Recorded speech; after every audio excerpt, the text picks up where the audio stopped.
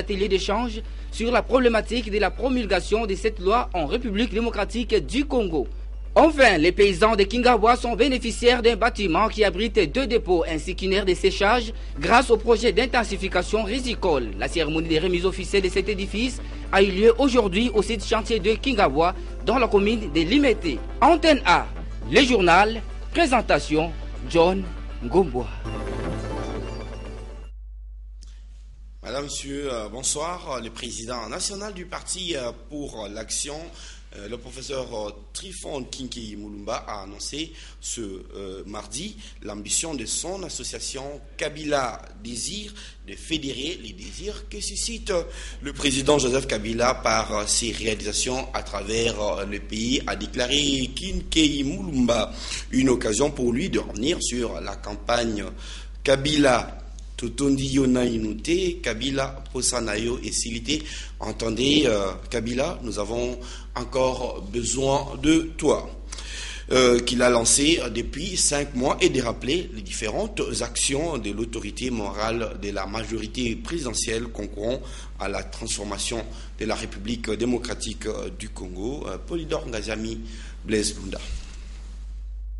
Dans sa déclaration, le président national du Parti pour l'Action a tout d'abord exprimé sa gratitude à l'endroit des journaux qui l'ont accompagné dans la campagne qu'il a lancée depuis 5 mois en faveur du président de la République, Joseph Kabila. Depuis 5 mois, 4 titres de presse paraissant dans la capitale, parmi les plus en vue du Congo, eux que je me dois de remercier pour leur professionnalisme, nous ont accompagnés dans une campagne Kabila Totondi Yona Nute, Kabila Mposanayo et Silité, qui est un cri de cœur d'un Congolais décomplexé face à la vacuité du débat politique marqué par une manipulation du discours faussement dominant qui n'a jamais atteint un tel sommet et qu'aucun Congolais ne suit. Et pour paraphraser la diplomate américaine des années Mobutu, Madame Melissa Wells, un discours porté par trop de chaleur, en revanche, très peu de lumière. Une occasion aussi pour le cadre de la majorité présidentielle qu'est le professeur Trifon Kinkie de reconnaître, preuve à l'appui, le travail abattu par Joseph Kabila qu'il dit visionnaire. Jamais pourtant, de l'avis unanime, depuis l'indépendance de notre pays, le Congo n'a eu un dirigeant aussi visionnaire que Joseph Kabila Kabange, réalisant autant de résultats pour son peuple depuis son avènement à la tête du pays dans un contexte que tous savons des plus difficiles.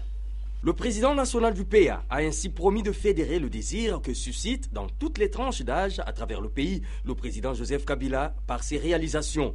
Une tâche qui va être exécutée par son association dénommée Kabila Désir, association dont les statuts vont être déposés et les points focaux désignés à travers tout le pays au cours des prochaines semaines. De son côté, le PPRD a tenu une manifestation analogue dans le fond, même si la forme était différente, les discours restant du reste le même. On va encore parler politique, cette fois en nous rendant à l'Équateur, en Mbandaka, où 26 partis politiques de la majorité se sont réunis pour se prononcer sur les dernières décisions prises par le gouverneur ad interim de cette province, Sébastien Impeto, qu'ils ont critiqué ouvertement. C'est un commentaire de Solange Kwale Pembele. Après avoir observé avec beaucoup de réserve d'ailleurs le comportement du vice-gouverneur Sébastien Impeto, les partis politiques membres de la majorité présidentielle basée à Mbandaka ont finalement exprimé leur désarroi. En effet, depuis le retour en Afrique du Sud du gouverneur Louis-Alphonse Koya-Diallo pour la poursuite des soins médicaux, son adjoint pose des actes qui troublent la paix sociale dans cette partie du pays. Le dernier en date est l'annulation de l'arrêté nommant les membres du cabinet Koya-Diallo, une conduite désapprouvée par 28 partis politiques de la majorité présidentielle. Échanger longuement avec l'autorité. Il semblerait qu'il nous avait écoutés, mais il leur rentrait toujours dans ses habitudes. Et nous, en tant que responsables, nous, en tant que protecteurs de l'idée fondamentale du président de la République, garant de la Constitution, garant de la paix et de la cohésion nationale, nous ne pouvons pas voir cette œuvre-là prendre du fait. Au lendemain de la décision prise par Sébastien Impeto, les membres du cabinet Koya-Diallo qui ont tenté d'accéder au bâtiment du gouvernorat de la province se sont vus bastonnés par la police déployée la veille aux alentours de cette bâtisse par le vice-gouverneur. Face à cette situation déplorable, d'aucuns se demandent pourquoi la tutelle, à savoir le ministère de l'Intérieur au niveau national, ne prend aucune décision à l'endroit de celui-là même qui bafoue l'autorité de l'État dans cette province. Il y a donc lieu d'agir dans un bref délai vis-à-vis de ce comportement qui frise la rébellion.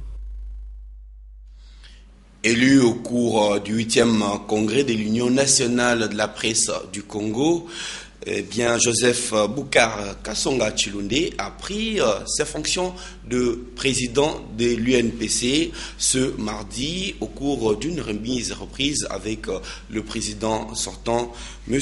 Momat. C'est un reportage de Douzaine Belebele et Lila Ndani.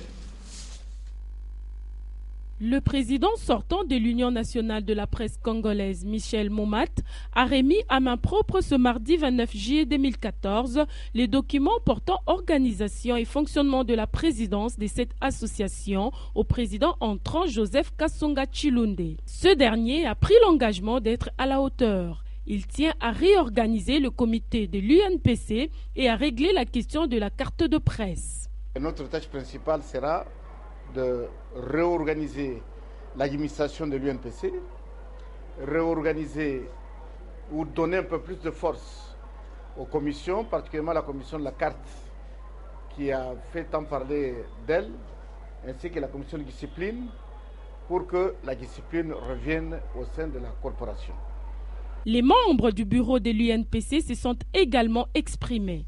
Avec le nouveau président qui a fait plus de 10 ans comme secrétaire général, chef de l'administration, nous avons comme impression qu'il va bien travailler. Nous, les membres des commissions, nous allons essayer de le soutenir pour qu'il puisse faire quelque chose pour la presse. Parce que la presse a connu, les 10 dernières années ici, a connu beaucoup de problèmes, mésententes, tout ça. Alors il va réconcilier tout le monde. J'ai confiance en lui. C'est un chevronné, c'est un homme qui a beaucoup travaillé dans des associations. Avec son expérience, les choses vont marcher. Notons que ce dossier qui a fait objet de remises et de reprises mentionne que l'UNPC possède 2 appartements au centre-ville et 2 terrains pour le projet de la construction des logements pour les journalistes. Dans la ville de Bukavu, chef-lieu du sud Kivu, un homme a été lynché dans la nuit du lundi au motif qu'il est un bandit.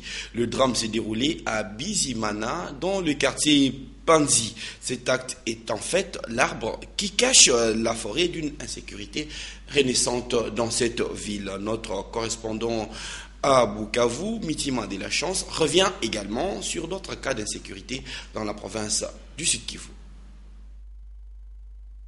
Plus de 12 cas d'attaques et d'assassinats ont été enregistrés au Sud Kivu en l'espace de 2 semaines. Et cette insécurité est le plus souvent perpétrée par des hommes en armes et en tenue militaire non autrement identifiés, situation qui inquiète les habitants de Bukavu et du Sud Kivu qui craignent pour leur vie.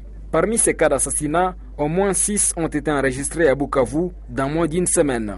Le plus récent, c'est celui d'un présumé bandit qui a été lynché par les habitants de Bizimana dans le quartier Panzi dans la nuit de dimanche à lundi 28 juillet. L'homme a été appréhendé par les jeunes en patrouille vers 1h du matin et selon nos sources, il portait la tenue et des effets militaires, pourtant c'est un civil habitant du milieu. Il a été brûlé vif avant l'intervention de la police qui est arrivée sur place plus tard. Samedi dernier, le corps d'un homme a été retrouvé sans vie dans une voiture sur une route en Gouba dans la commune du Banda. La même semaine, un conducteur de véhicule a été tué à Kadutu, un changeur de monnaie assassiné à l'essence-major Vangou et à Bagira, un garçon d'environ 17 ans tué à Mouchekere Kacha, ainsi qu'un élève de la 6e année des humanités tué à Chiriri dans la même commune de Bagira. Et dans les territoires, 6 personnes ont été grièvement blessées dans une attaque perpétrée par des hommes en armes non notamment identifiés et portant des tenues militaires la nuit du dimanche à ce lundi 28 juillet 2014. Cela s'est passé à Kachara dans les territoires d'Idjui. Selon notre source,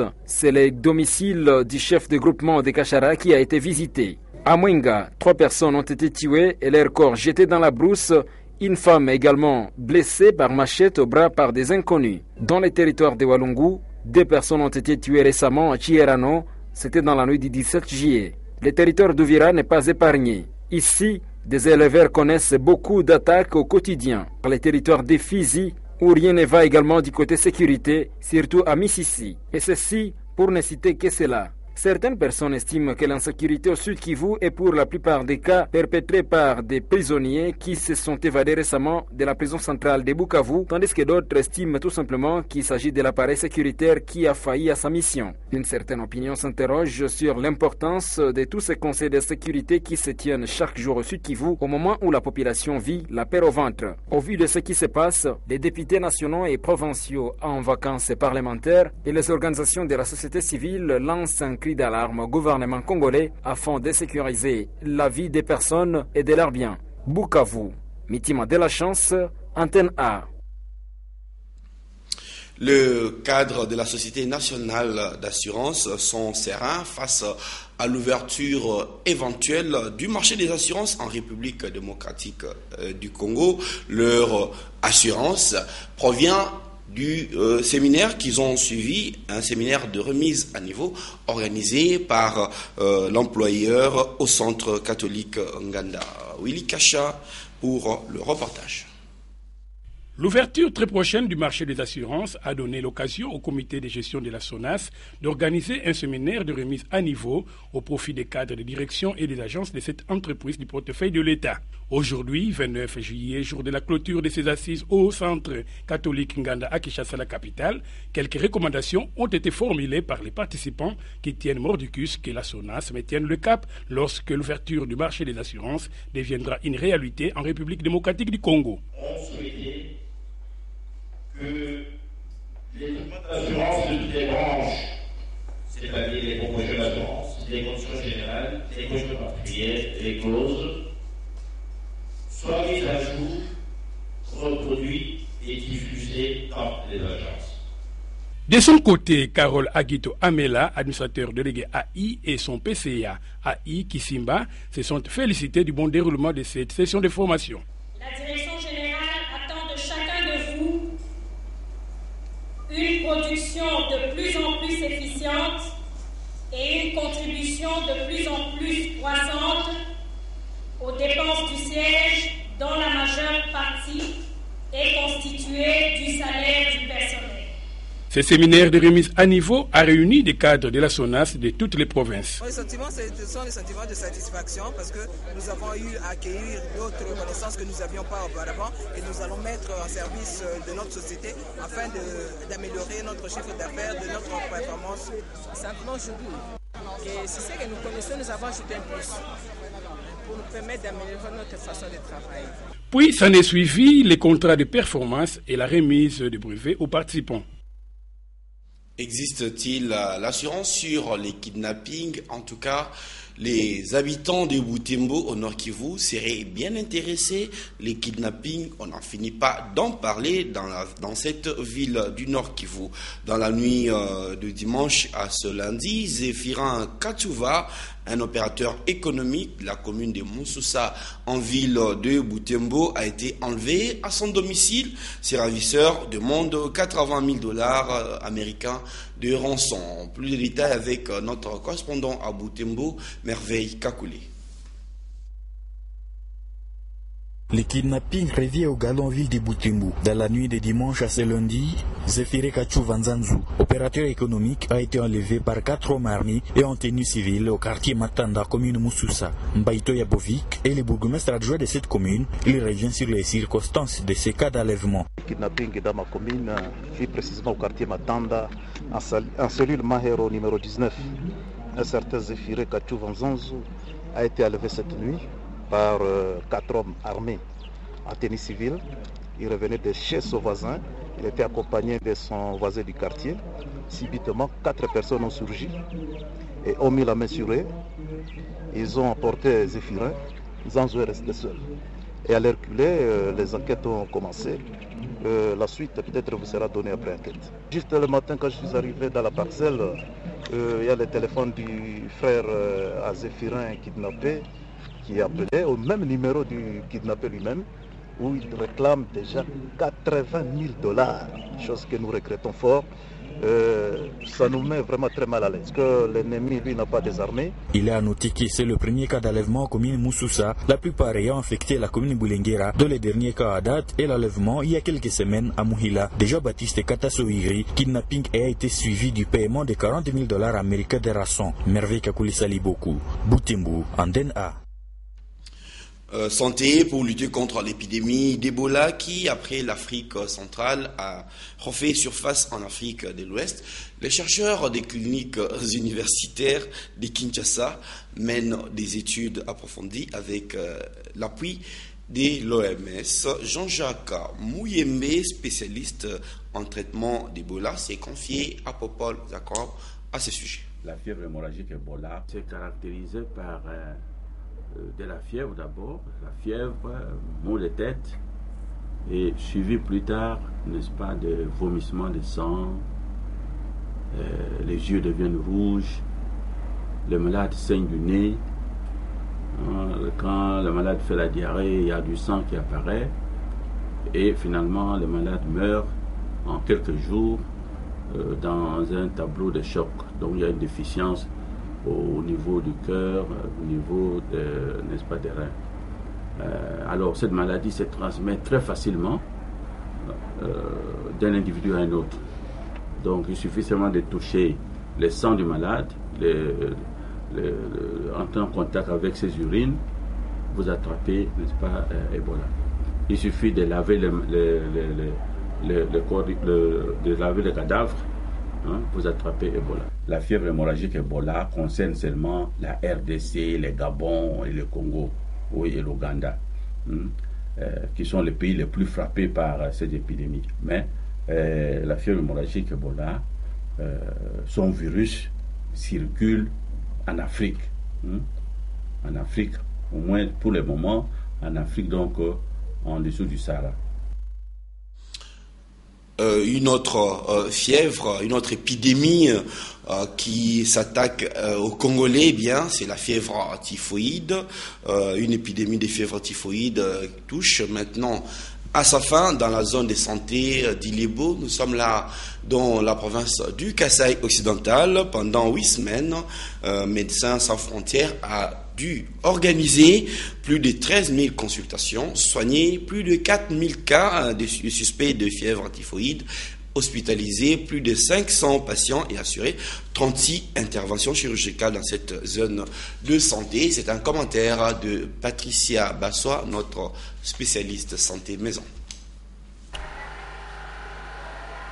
Médecins sans frontières s'est lancé dans une véritable bataille contre la maladie pour assurer la prise en charge médicale gratuite des malades et réduire la mortalité. MSF, c'est une organisation médicale internationale d'urgence. Ils interviennent au moment d'urgence. Après la stabilisation de la situation d'urgence, MSF quitte, mais parfois ils laissent une donation qui permet à l'équipe en place de continuer à prendre en charge les cas. La fièvre typhoïde est une maladie qui se transmet par de sel ou linge souillé, par absorption d'aliments contaminés ou par l'eau polluée des matières fécales. Si elle n'est pas traitée à temps, cette maladie peut engendrer des complications médicales graves et provoquer la mort. Nous avons une très mauvaise qualité d'eau. Vous savez que Ilebo est entouré par des grandes rivières. Les gens prennent l'eau du Kasaï, l'eau de l'Uchwadi, qui n'est pas traitée. Donc, cette mauvaise qualité de l'eau-là peut nous amener une épidémie telle que celle-ci. Médecins sans frontières a appuyé 6 centres de santé présélectionnés à Ilebo. L'équipe sur place a traité gratuitement les autres maladies associées, comme le paludisme et la malnutrition. Médecins sans frontières a enfin informé la population sur les mesures d'hygiène pour se protéger contre la fièvre typhoïde.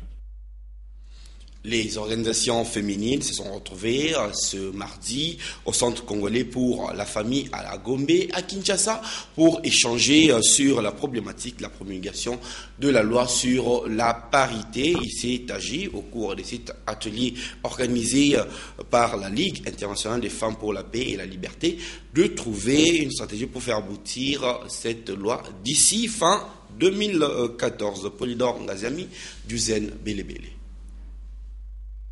Comment arriver à arracher l'adoption de la loi sur la parité et sa promulgation en vue de sa mise en application? C'est la question autour de laquelle ont échangé les organisations féminines au cours d'un atelier organisé par la Ligue internationale des femmes pour la paix et la liberté. Et nous voulons qu'à la rentrée parlementaire du mois d'octobre, qu'on puisse un peu relire l'argumentaire que nous avons rédigé pour pouvoir pousser à ce qu'on puisse encore remettre la loi sur la table et qu'elle soit au moins envoyée de nouveau au niveau de la présidence pour sa promulgation.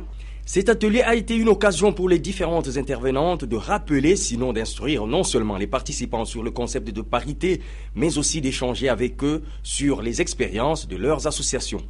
Malgré tous les instruments juridiques existants sur la femme, le constat est que la parité qu'il faut prendre dans le sens d'égalité continue de souffrir. On a toujours dit qu'il y a un manque de volonté politique et il n'y a pas une sensibilité à ce qui concerne les problèmes des femmes. Les hommes croient que quand on se bat pour les problèmes qui concernent la société, la communauté, ça ne concerne que les femmes. Non, parce que nous marchons ensemble entre hommes et femmes. D'où la nécessité d'avoir un même entendement sur le concept, de faire le lobbying auprès des hommes et des autorités pour qu'ils comprennent que la femme est un partenaire au développement. L'objectif étant, bien sûr, le résultat, c'est-à-dire le changement dans les rapports hommes-femmes. Nous allons boucler cette rubrique société par cette nouvelle en provenance de Kingabwa à Kinshasa, où les projets d'intensification risicole viennent d'ériger un bâtiment abritant 2 dépôts et une aire de séchage financés par l'USAID, ECOR et la Fondation Bralima. Ces travaux ont été exécuté par Winrock et Batid. La remise officielle a eu lieu ce mardi. C'est un reportage de Africa Mujinga et Pepito Matondo.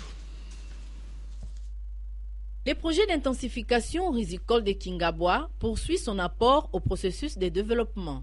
Les paysans regroupés au sein de la Perking viennent de bénéficier d'un bâtiment abritant 2 dépôts, chacun avec une capacité de contenir 250 tonnes de riz. À cela, il convient d'ajouter une aire de séchage, une salle de machines et des bureaux. Donc nous pensons que cet outil, si c'est bien utilisé par la Perking, ça sera un outil qui va faire que la commercialisation soit organisée d'une manière excellente. Évidemment, vous le savez, sur le fond de USAID, Fondation Bralima et ECOR. Financé par le gouvernement américain avec son agence de développement USAID, ECOR, la Fondation Bralima, Winrock International et l'ONG Batid. Cette bâtisse sera uniquement utilisée à des fins agricoles. La plupart des projets ont échoué parce que quand le projet s'en va, tout tombe. Mais avec des actions comme les bâtiments ici, le projet va continuer, donc la durabilité continue. Et nous sommes encore là pour continuer encore à aider la population congolaise selon les désidérata, d'ailleurs, leurs désidérata, et selon, disons, l'objectif de la Fondation Bralima. Présent à cette activité, le représentant du ministre provincial de l'Agriculture et du Développement rural a salué l'initiative. On ne fait pas la politique sans des sociales et il n'y a pas de social sans le développement. Un motif de fierté pour les bénéficiaires. Pour rappel, le projet PIRC a favorisé 3 axes, dont l'aménagement agricole, l'augmentation de la production et la réduction de la pauvreté à travers les partenariats publics-privés.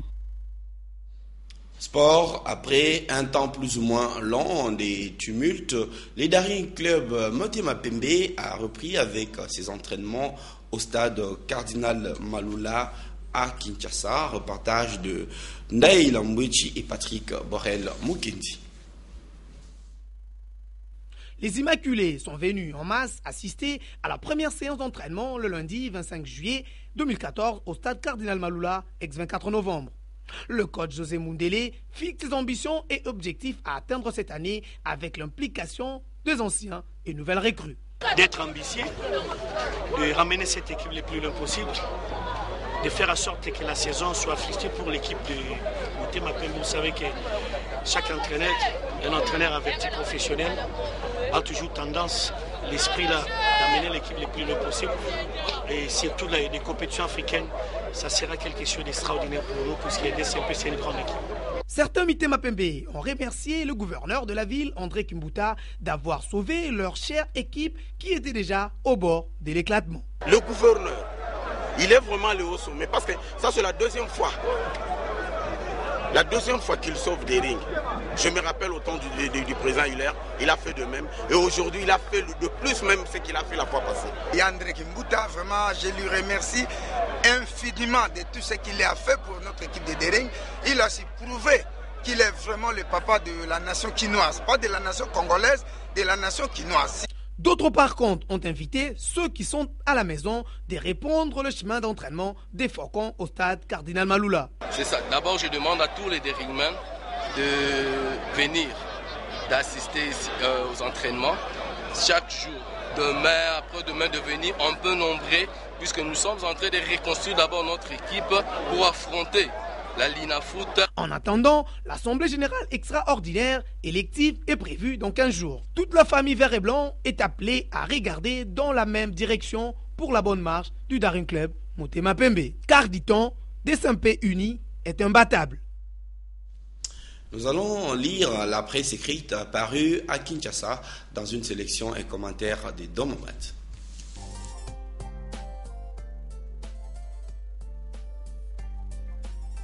Bienvenue à cette revue de presse.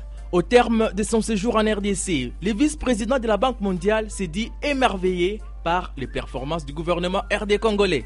J'ai dit ce que j'ai vu. Je ne suis pas là pour couvrir d'éloges qui que ce soit, mais plutôt pour dire la vérité. Et c'est vrai que le Congo a fait un ajustement structurel. Ces mots sont ceux de Maktar Diop qui, à sa manière, saluait les performances du gouvernement congolais. Le vice-président de la Banque mondiale a cependant invité Matata Ponyo, Premier ministre congolais, à ne pas dormir sur ses lauriers. Maktar Diop, renchérit le phare, a émis de souhaits allant dans le sens de l'amélioration de la situation présente. Ainsi a-t-il proposé l'amélioration des efforts pour résoudre les gaps des 13% relevés par le FMI, l'élargissement de la base fiscale, l'augmentation de l'investissement privé, l'amélioration du volet santé, pour ne citer que cela. La prospérité revient en ce qui la concerne sur la révocation de l'ADG de la GECAMIN, Ahmed Kalesh Kant. Les confrères soulignent que l'UDPS exige l'implication de la justice. L'UDPS exige en effet qu'Ahmed Kalesh soit déféré devant la justice pour qu'il réponde de ses actes. Les partis chers à Étienne Tshisekedi voudraient avoir des détails et une explication claire sur les faits reprochés au désormais ex-ADG de la GECAMIN. Après le limogeage d'Ahmed Kalesh, la GECAMIN attend tout logiquement son nouveau mandataire. Voilà, écrit Forum des As, qui repose la sempiternelle question de mise en place définitive des mandataires de l'État. Le régime des mandataires publics ad interim n'aimait pas, selon le confrère, les personnes concernées en situation de bien travailler.